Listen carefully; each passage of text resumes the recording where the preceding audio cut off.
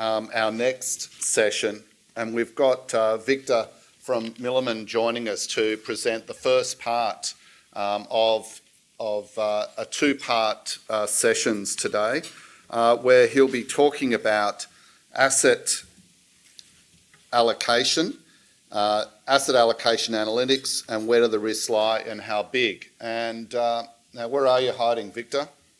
Oh, there he is.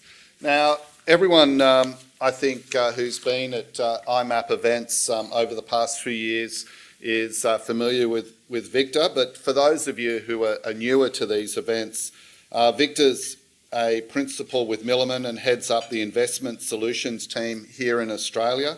He's been with the group since 2008, so a lot of experience there. And he currently leads a team of portfolio managers, actuaries and traders who design and implement investment strategies within super, insurance companies, ETF managers and managed accounts. And I don't think you need any more than that, Victor. Welcome.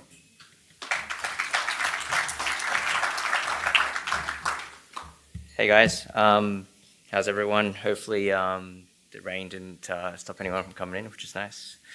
Thanks Toby and Jenny for organising such an amazing conference. The Portfolio Management Conference has always been a good one to attend, and thanks for the invite for this session as well. I guess before I start, I do want to briefly introduce Milliman in case anyone is not familiar with us. And I think the reason why I want to introduce ourselves is I want to set some caveats as well. So we're an actuarial consulting business, so if I start getting a bit boring, that's not just me. We've been around for about 5,000 years. We've been around for 75 years, with about 5,000 employees. The financial risk management practice that I am part of, which we sometimes call the investment solutions business, I don't know why we use it interchangeably, has been around for maybe 25 years. And we mostly service an institutional client base, predominantly global life insurance companies, reinsurers, and other asset owners, mostly around managing their financial market risk, which is the name of our group. And we do most of that on their balance sheets. So as part of this work, we generally deal with a lot of data. We help these companies quantify risk. And we also work with our clients to essentially develop solutions, investment strategies, and all of that to essentially manage that risk for them on their balance sheets. So I guess as part of this work, we launched our... So why we're here in a managed account conference. So we launched our Smart Shield series of managed account portfolios in 2020. If I remember the date, I think it was 3rd of March 2020. So, we're not very good with timing in general. So the idea of those portfolios is that we wanted to leverage the expertise and the infrastructure that we built up for our institutional business to essentially deliver a rather unique managed account solution that's been built from the ground up to address market risk, in particular for retirees. But I guess for today, what's the title? So the focus for today is on a survey that we did with IMAP. I'd like to say 2 weeks ago. Was it 2 weeks ago or was it 1 week ago? 1 week ago, I think. 1 week ago. The survey was aimed at getting a much better understanding of how asset allocations may differ between different balance funds across your clients, as well as collating some views around what you see as some of the key concerns were for investor portfolios for this year. As the nature of running a survey, you ideally want to be asking questions that you know the answers to, and you can craft a good story around it to present on. Anyway, that I'll go into some of the dilemma around that a little bit later, which is going to be quite interesting. So I'm going to talk about three things today. First of all is we'll look at the impact of asset allocation on investment outcomes, both from a historical as well as a forward-looking expectations point of view. Secondly, I'm going to take a look at how some risk management techniques can potentially add another toolkit, can add another tool into your toolkit as a way to manage risk in your portfolios. And then finally, in the afternoon session, just to keep everyone excited and coming back after lunch, Simon, one of our portfolio managers, will look at some of the key concerns for 2025, or what was surveyed as the key concerns for 2025, and we've essentially converted that into what we see as how those concerns might play out into different asset class return distributions as well. So with that, I'm going to survey results. So I want to talk about the survey results first. The key question that we asked around the survey results is what everyone's balanced funds look like. And interestingly, we did get a couple of responses where the balanced fund had equity allocations of greater than 90%, and some respondents that had equity allocations of below 20%. So because we got the results on Thursday night, we couldn't actually cleanse the data a lot, so some of that results may have fed into it. So I'll talk through it as we go through it. In terms of drivers for, the whole idea of this conversation here is around what's the impact of asset allocation on investment outcomes. Investment outcomes for an individual investor, from our perspective, is driven by quite a number of key factors. Our view has always been that investor behavior is, investor behavior is one of the key drivers of outcomes for investors, in the sense that choosing to actually invest and then staying invested throughout a market cycle is probably going to be the key determinant to the outcomes for any individual investor. But outside of that and beyond that, I think the focus is obviously on investment returns, right? Investment returns after fees. Now, it's been a number of studies that have suggested that asset allocation is one of the key contributors to investment returns. They explain asset allocation itself explains somewhere around 90% of the variability in returns.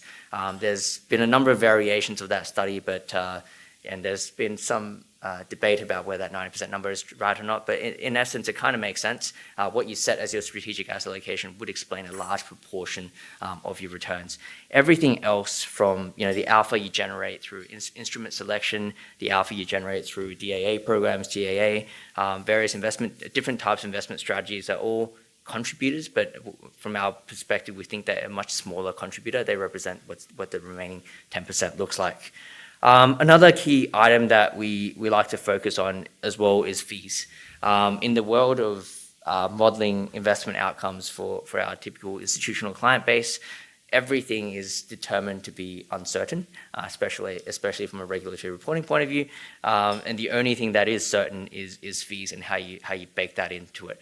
So for any long-term investor, for a long time horizon, a persistent drag on a portfolio from fees is obviously something that can be quite detrimental to the portfolio itself.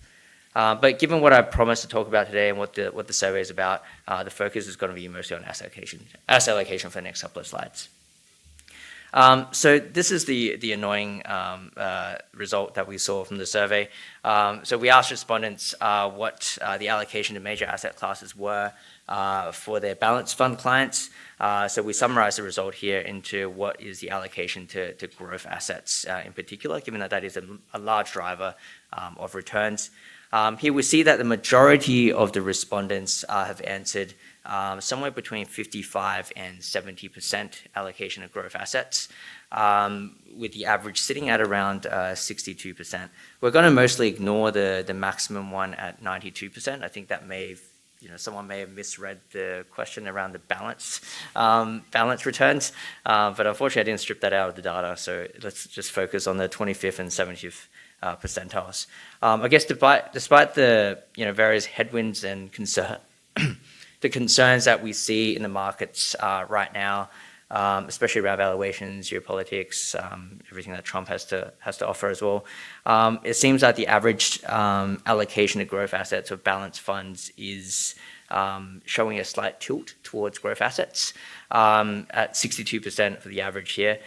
We think that could be possibly a function of the still slightly positive outlook on equity market valuations, driven by a number of factors such as some positivity around deregulation, potential tax cuts in the US, as well as still a relatively decent labour market as well globally. But ultimately, I think the variability in these results is kind of where we see, it's kind of what we see as illustrating that there's quite a range of views being expressed within client portfolios. And we think that's kind of representative of the current state of the market, in that it's a little bit uncertain as well. The next one that I usually like to focus on when it comes to asset allocation is the split between international and Aussie equities. Continuing on with, I think this chart kind of shows the proportion of equities that were indicated to be invested in Aussie, in domestic, versus the amount invested into international equities. Here we see that it's the average is sitting at around 49%, so that's close to a 50-50 split between Aussie and international, which is obviously interesting, and it's not unexpected, but it is very much materially higher than the representation of Aussie equities in MSCI World, for example. I think that's somewhere around 2 to 3%.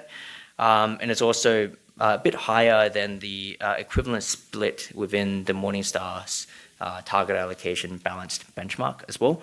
That's sitting at around 41%.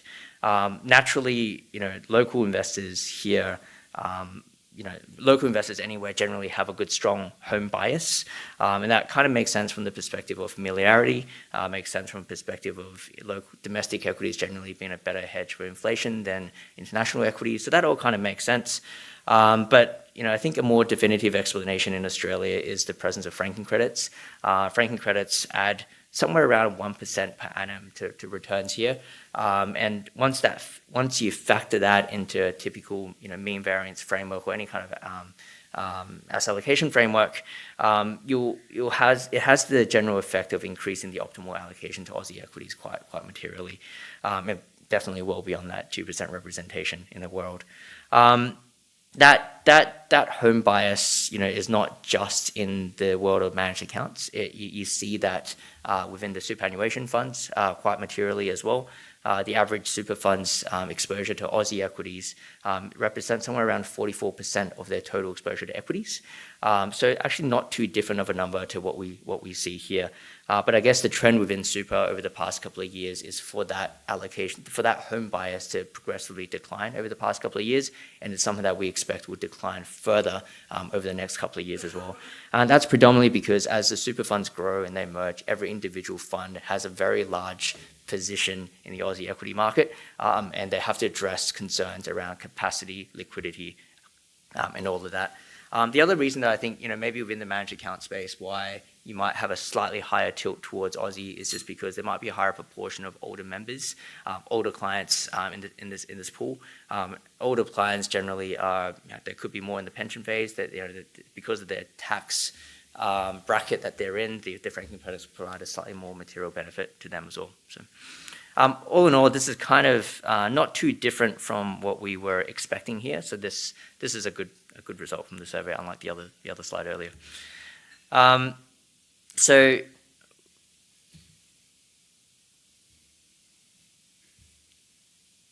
there you go. It's moved.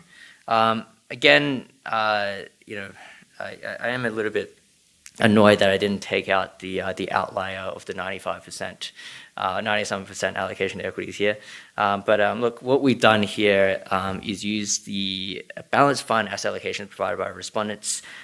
Here we look at the historical performance of those portfolios over the past 20 years. And we also make an assumption that each asset class is actually passively invested into their respective market indices. The reason why we have to make that assumption is that if we didn't do that, it would be a bit of a nightmare of a survey to fill out if you have to actually enter in every individual manager that you're invested in. Now, through this exercise, I think a couple of things here. We can observe how different asset allocations or different balanced funds would have performed over a number of different market cycles over the past 20 years. And I guess, a couple of interesting things here is if you look at the first 5 years or so up until the financial crisis, it doesn't really matter which balanced fund we're looking at there. You generally end up in the same spot. You either underperformed during the bull run or you outperformed in the sell-off during the financial crisis. And the other thing to look at is if we ignore the outliers, that the return over this period, the annualized return over this period between the various portfolios range between 6.8% and 7.4%. So it's not a very wide range when you consider that fees for a multi-asset portfolio is somewhere around 90 basis points, and the spread between the performance between different asset allocations is only around 60 basis points here. And what's also interesting is that if you look at, again, ignoring the outliers here, maximum drawdown, so the maximum peak to trough fall over this 20-year period between the various different balanced funds here is somewhere around 31% to 36%, and most of that's coming from the financial crises. And I guess that just highlights, one of the key things that we keep talking about around diversification. Asset allocation is great, and diversification is a great tool to have when constructing portfolios. But when you have large market drawdowns, it's when asset classes tend to move together. So your asset allocation doesn't necessarily matter as much when it comes to the overall outcomes of the portfolio. And one of the things I mentioned earlier was around fees. Look, I think when you look at these sort of stats, you see that, well, they're quite a wide of a range of what balanced funds look like, but the variation between that is somewhere around 60 basis points from a pure asset allocation perspective, but the variation in fees between different multi-asset portfolios could easily be at that similar magnitude. So that's why it's actually quite important to focus on things like fees as well.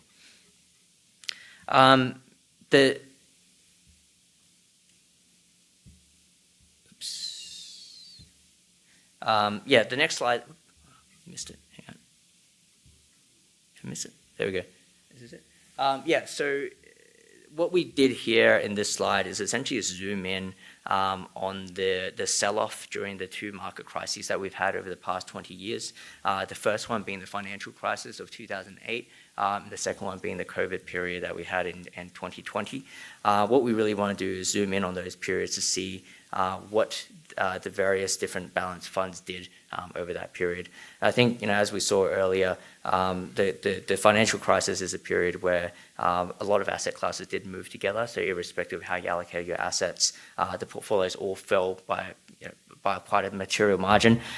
So here, the best performing balanced fund within that, 25th to 75th percentile, so ignoring the outliers there, was around negative 25%, and the worst performing was around negative 37%. Now, on the right-hand side, you see a very similar story with COVID. The 25th percentile was at 25%, and the 75th percentile was at negative 22% down. I think this again, I really just want to harp in on that diversification point. Like it's a good tool, but at the end of the day, you need some kind of solution to essentially manage the impact of a market drawdown where correlations between various asset classes start trending towards one. On the flip side, we do look at what the impact has been during various market bull runs across different balanced portfolios that we surveyed here. The main difference here on the returns is somewhere between, the range is between 12.8% and 15%. So it's about 3% variation, 13.9 and 15.1. It's about 1% variation in the returns between the the less growthy balanced funds versus the more growthy balanced funds. So again, it kind of shows that, look, obviously if you take on more growth allocations, you can pick up more returns, but as a result, you get a little bit more volatility over time. It's just a matter of balancing between what you want to achieve for the end investor. I generally hate talking about backtests just because the backtest is single scenario. So what we typically look at least for a lot of our clients, is around how different investment strategies or asset allocations perform under forward-looking scenarios. So on a quarterly basis, we generate a set of stochastic scenarios that we use for a number of different purposes. So here what we've done is we generated 5,000 stochastic scenarios, calibrated to our standard calibrations, to look at what these range of balanced funds would be expected to generate over the next 10 years. So a couple of interesting stats here. So on the return side, we're expecting these portfolios to generate somewhere around 7.4% on average returns over the next 10 years per annum. Volatility around 8.3% for these balanced funds. But what's the interesting stat that I always like to pull out with these stochastic scenarios is that you can work out probability of experiencing really large market returns or really poor market returns. Like I mentioned earlier, investor behavior, I think, is a key driver for investment outcomes. And because of that, the thing that really sparks poor investor behavior is the impact of large double-digit market declines, for example, a 15% decline, 10% decline, and all that. The beauty of these types of scenarios is that you can then work out, based on your asset allocation, based on your investment strategy, what is the probability of achieving, of actually experiencing a return like that over a certain amount of period. So over here, we looked at over a 10-year period, the probability of a drawdown greater than 15% is somewhere around 33%. So 1 in 3 chance that over 10 years you're going to experience a drawdown of 15% within a typical balance fund. A drawdown greater than 20% is a 15% chance. So it just puts it into a little bit of perspective around what you can expect within a portfolio and whether that's a type of risk that you're comfortable taking for your clients. With a couple of minutes left, I do want to touch on the second point that I mentioned earlier, which is around how various forms of risk management strategies can be implemented to address, to essentially provide a cushion for your investors in times of market crises. There's a number of different approaches to managing risk, where I think this slide is probably representative of what we see in a global sense. On the left-hand side, you have your typical de-risking approach, which everyone is familiar with. So, as retirees move into a lower risk profile, you start moving them away from growth assets into more defensive assets. There's a natural impact of that, which is it typically takes away returns from the upside, as well as takes away returns from the downside. So when you model it out, the outcome is generally quite symmetrical on the up and down.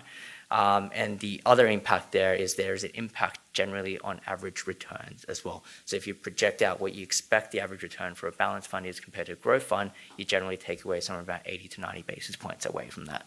So that's always something to consider as you're taking that de-risking approach.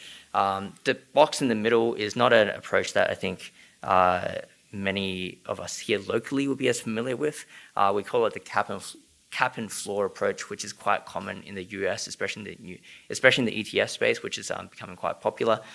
So these are types of structures where it will give you market returns up to a certain cap, but it will definitively protect you on the downside up to a certain level here. There may be one product in Australia that was launched in the past couple of years that reflected that. That was launched a couple of years back, but I'm not sure that's still in the market right now. But the idea of these products is that it provides a lot of certainty on the downside, but the feedback that we generally get with these types of products is that it becomes a very difficult conversation to have when you have a very strong bull market, because those caps, for example, are generally set. So for a 10% floor, for example, the cap is set somewhere around 10% or so. And as a result, depending on where markets are, obviously, that obviously has a big impact if you have a bull run where the markets are at 15, 20, you're about 5 or 6% below where the index is, and that becomes a bit of a difficult conversation. The third box is kind of our bread and butter, so Milliman's bread and butter. So that's what we've been implementing for a lot of our institutional clients, which is managing risk in a more systematic sense. So what we're doing here predominantly is essentially trying to create an asymmetric profile using a more systematic strategy. And the key thing here is that there's dotted bands around that. And what the dotted bands mean is that we're not providing certainty. We're providing a range of different possible outcomes that should ideally get you a better outcome than actually purchasing more definitive protection strategies. And the beauty of that type of approach is that it does allow you to participate a little bit more in the upside, but in return, but you also still get a good amount of protection on the downside. In terms of how these strategies work, there's usually 2 components to it. One is to manage volatility, or target a certain level of volatility. The whole point of that, the rationale for all of that is we believe that if an investor wants to be or is a balanced fund investor, they expect to see a certain range of returns. They don't expect to see a 20% decline in their portfolio. They don't expect to see volatility of their portfolio spiking above 20%, for example. They expect a certain level of volatility that's relatively stable, and that's what we're trying to achieve with vol management. So the idea is, as our model predicts that volatility is about to spike up within a portfolio, we start taking risk away. So from that portfolio's perspective, irrespective of the market environment that you're in, your portfolio always generally provides you a certain level of variability that's akin to what a balanced fund should see. So that chart on the left-hand side gives you an idea of what that looks like. The orange line is the volatility, realized volatility of the Morningstar aggressive benchmark. And the blue line is the volatility of our Smart Shield portfolios within the high growth risk profile. And what you see is that because of the vol management, that volatility of that fund will never really exceed beyond a certain level. So it's a much narrower net range for it to operate in.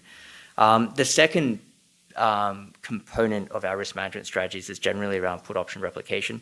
Our view is that one of the best ways to manage risk is to go out in the market and purchase a put option. That gives you essentially all of the upside, none of the downside once you pair it up with an equities portfolio. But the big issue with that is costs and being able to maintain a strategy like that going forward. Now, our solution to that, and it's something that we've done for the past 20 years or so with insurers, is to replicate put options on their balance sheets. So that's the same type of technique that we're bringing here. So instead of going out into the market to purchase put options, we will use futures contracts to essentially replicate the payoff of a put option. Now, the key difference is that we're no longer providing a guaranteed payoff, but what you're getting is a payoff that should look similar to what a put option payoff is without as much cost and with a little bit more stability around the cost of implementing that as well. And then finally, what I want to quickly talk about in the last minute or two is just around with respect to what the impacts of these risk management strategies are around during a market crisis. For example, using the same surveyed balanced fund results, we looked at the returns over the COVID period as well as and the improvement that you get from implementing a risk management strategy. One key thing to say is that we don't typically slap on risk management to any portfolio. One good technique to do it is obviously to increase the allocation to equities before you slap it on, just because any risk management strategy generally has a cost associated with that. And that increased allocation to equities is designed to essentially cover some of that. So what you see in the chart here is that in general, we are able to provide a decent bit of cushion during that market sell-off during that COVID period and reduce the volatility quite significantly as well. On the flip side to that, it's always interesting to see what the impact is in a bull run as well. So the way that we design these strategies is that we try to bump up the equity allocations to essentially fund the cost of risk management. So in a bull run like we saw last year, there's actually very, very little impact of having a risk management strategy like this on the portfolio. So within our managed accounts and within the strategy itself that we modeled up here, the impact on returns is pretty negligible, and the impact on volatility is pretty negligible as well, just because the risk management is effectively switched off in a period where volatility is a little bit more muted and markets are having a bull run as well. Look, and then finally, this chart just reminds it was a refresh of the earlier chart with the risk management piece in there. One of the key objectives of managing risk within the portfolios from our perspective is to reduce the impact or reduce the likelihood of very large market drawdowns. So the chart on the right just gives you an idea what that looks like. Instead of having a 1 in 3 chance of having a drawdown greater than 15% in 10 years, that drops to about 7%. And then the probability of a drawdown greater than 20% drops down to about 1 or 2%. So, yeah. With that, I just want to check if there's any questions. I think Toby, I think we also wanted to remind everyone to redo the survey at some point as well. Is that right? No, we just stick with that. Oh, okay. Thank you. So just like one question when you did the survey. Yeah. When you looked at balanced, when you asked investment managers and advisors around balanced clients, did you ask them around the expected volatility associated with each of those asset class splits as well? Because I would assume that you'd hope that they'd all have the same expected volatility despite differences in the asset allocation. Because, for instance, there's different volatility associated even with equities. You've got different regions, you've got different factors. Yep. And so you'd want to hope that if we're all doing balance and the industry as a whole, we're all going to take on the same expected volatility despite what the breakdown of asset class is. Yeah, you certainly hope that, but we didn't ask that question predominantly because I think the survey would make the survey a lot more difficult to fill out. But in our experience with working with different super funds, for example, every fund has their own capital market assumptions around expected returns and expected volatility within different asset classes, and it can be very different. And as a result of that, funds would then adjust their asset allocations based on their views of their capital markets assumptions, right? Yeah, I'd be interested if there actually is a consensus there across the 5,000 people that we asked around the volatility level. Yeah, okay. Yeah, definitely. Which makes it hard, right? If you're a client and you're being told that you're balanced, and then everyone has a different view of what a balanced investor's volatility is. Yeah, I mean, that's kind of like, that really resonates with our view as well. Like, when you talk about risk, you talk about, likelihood of a big drawdown, you talk about volatility, all of those measures, right? And then if you then take those ideas and then slot them into a balanced fund, what they actually experience over a market cycle is going to be nowhere near that. The volatility over, during 2008 or during 2020 was probably double what it was in other years. And that's not, it's definitely not what they were expecting, I'm guessing. So that's, I think, where we like to push the approach of managing volatility within a fund rather than managing strategic asset allocation, for example. And I think that's, under that approach, we really try to hone in on the metrics that we think matter a bit more to an investor. But yeah, that's the question, I guess.